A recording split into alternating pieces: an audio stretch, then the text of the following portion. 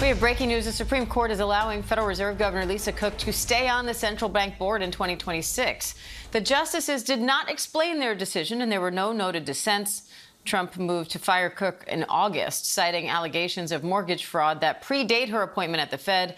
Cook has denied any wrongdoing. Now the Supreme Court justices say they'll take up the president's appeal seeking to remove her during a January hearing. Senior Washington reporter Devin Dwyer is here for more on that. Devin, how significant is this ruling?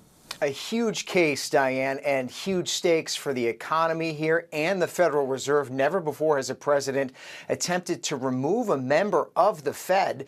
Of course, an independent Fed is a cornerstone of our economy. The board governors are appointed spanning presidencies in order to have some independence to set policy. And the Supreme Court in this decision basically said they will wade into it and decide whether Trump's action was against the Constitution and against the law. That's a huge deal, putting the court right at the center of so many of these presidential power debates.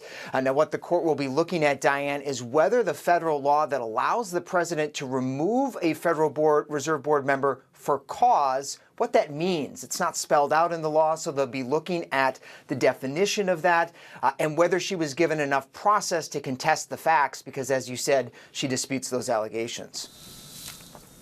Devin, the White House says in a statement, President Trump lawfully removed Lisa Cook for cause from the Federal Reserve Board of Governors. We look forward to ultimate victory after presenting our oral arguments before the Supreme Court in January. So what are you watching for next?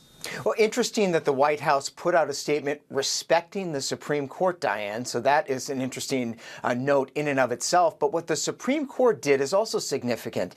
In taking up this case in January, they're letting Lisa Cook stay on the job at least until then, possibly into the early part of next year, regardless of how they decide this case, which is significant.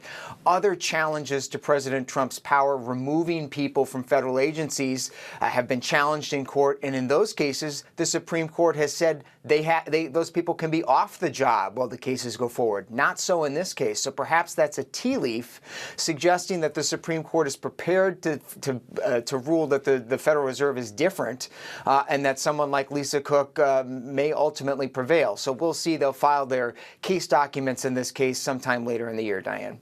All right, Devin Dwyer, thank you. You bet.